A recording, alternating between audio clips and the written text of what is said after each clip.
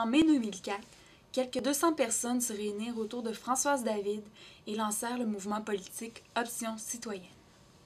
L'objectif principal était de créer un parti afin de présenter des candidats et candidates aux prochaines élections pour que les valeurs des mouvements sociaux trouvent une résonance à l'Assemblée nationale. Afin de partager leur vision du bien commun et définir le mouvement, les adhérents se réunirent pour une seconde rencontre nationale en avril 2005. Ces rencontres entre les membres ont permis de discuter, d'approfondir le discours et de construire démocratiquement l'identité d'Option citoyenne. Alors, il y a bientôt 1 an maintenant, on créait Option citoyenne. On était une centaine à l'époque, imaginez-vous. Alors, ce qui est intéressant à se demander, donc presque 1 an plus tard, c'est où en sommes-nous?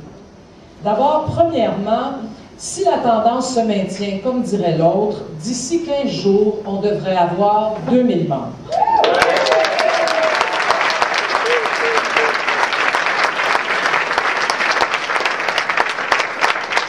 Alors, on a des membres dans 16 régions du Québec. Vous le savez peut-être ou peut-être pas, mais à peu près les 2/3 de nos membres sont des femmes.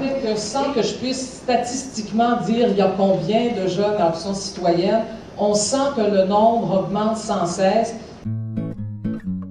Qui sont nos membres? Qui êtes-vous? Au fond, des gens volontaires, des gens qui sont dans des mouvements écologistes, toutes sortes de gens, des retraités qui font du bénévolat à différents endroits, des jeunes impliqués évidemment dans leurs associations étudiantes. Donc ça, c'est un peu une marque de commerce d'Option citoyenne. Au fond, des gens qui ont le goût d'annoncer, de dire à la population que oui, un autre Québec est possible.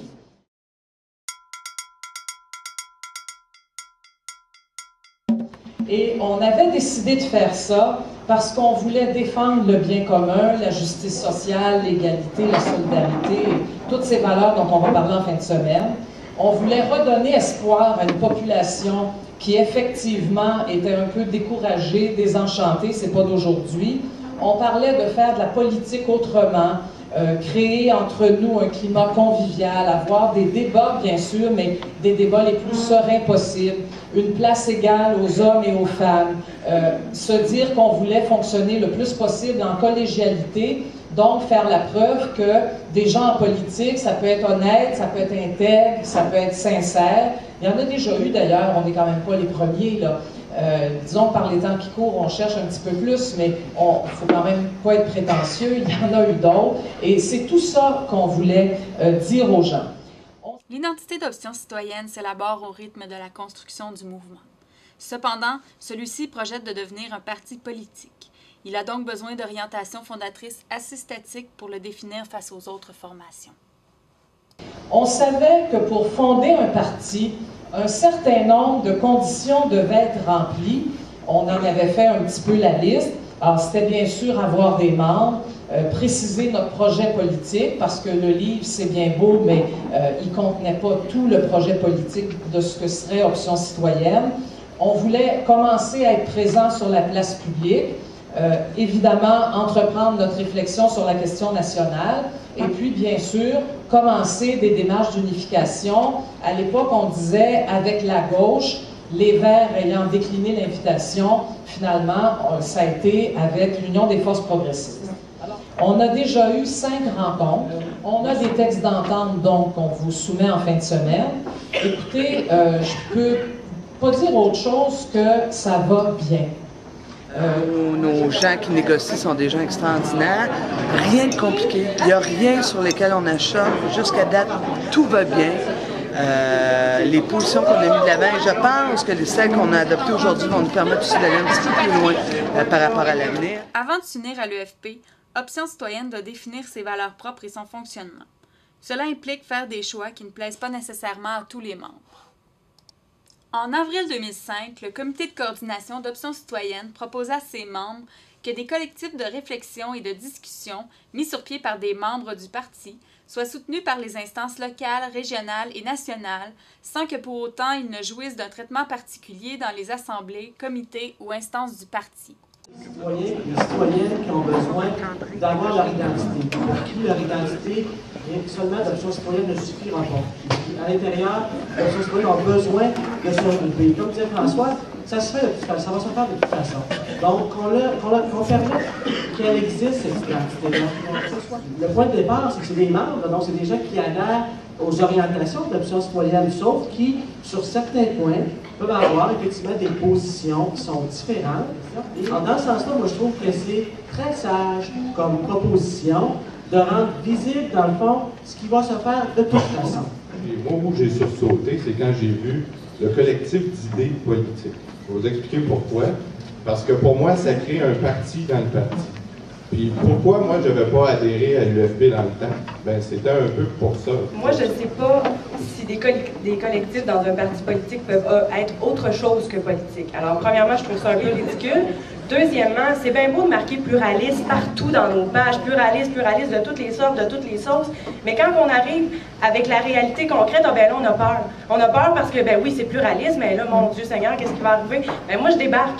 Si on dit des choses, on est conséquent avec les choses qu'on dit, puis on l'applique dans la réalité. Est-ce qu'on va permettre à ce que ça existe publiquement, reconnaître que c'est correct, que ces gens-là ont le droit de réfléchir sur des choses et intervenir dans les instances pour faire évaluer nos débats, ou non? Parce que je suis rentré dans Option citoyenne et pas dans d'autres mouvements pour construire un projet fort qui nous unit, qui s'appelle Option citoyenne. Ça, je pense que c'est important. La tolérance, la diversité et le pluralisme, il existe. On le voit dans nos travaux. S'il y a un endroit, il y a un espace de diversité par excellence, c'est Option citoyenne. Hein? Et en passant, par un souci de respect pour l'Assemblée, je pense que ce serait important d'annoncer ses couleurs dans ce débat-là.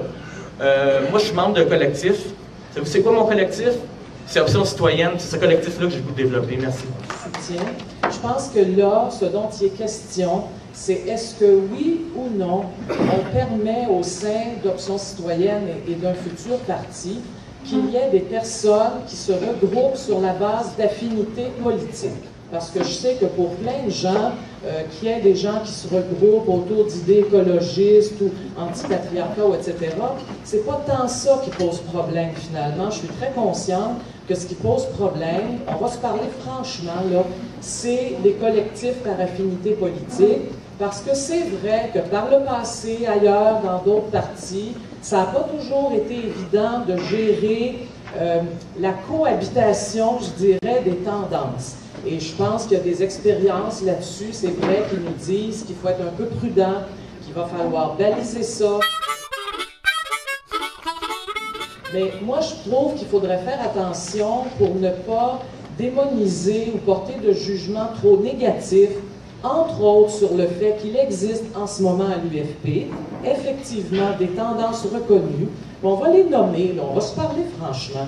Gauche socialiste, socialiste international, Parti communiste canadien, section Québec, bon, cela existe.